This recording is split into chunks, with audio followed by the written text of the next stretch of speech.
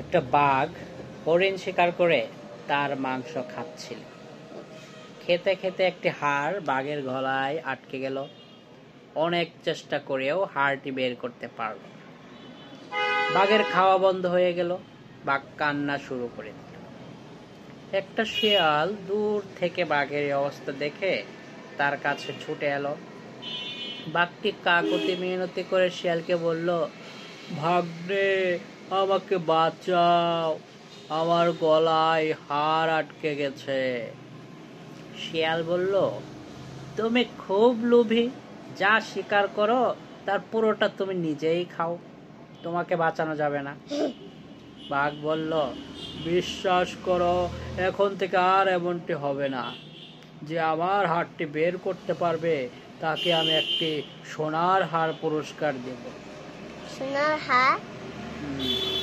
এ কথা শুনে শিয়াল বকের কাছে গেল। শিয়াল বককে বলল, বাঘের গলায় হাড় আটকে গেছে, তুমি যদি তোমার লম্বা ঠোঁট দিয়ে বাঘ মামার গলার হাড়টি বের করতে পারো তাহলে তোমাকে সোনার হার উপহার দেবে। শিয়ালের কথা মতো বাঘ বাঘের গলা থেকে হাড়টা বের করল।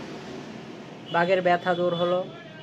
বক বাঘকে বলল, এখন আমাকে উপহার দাও।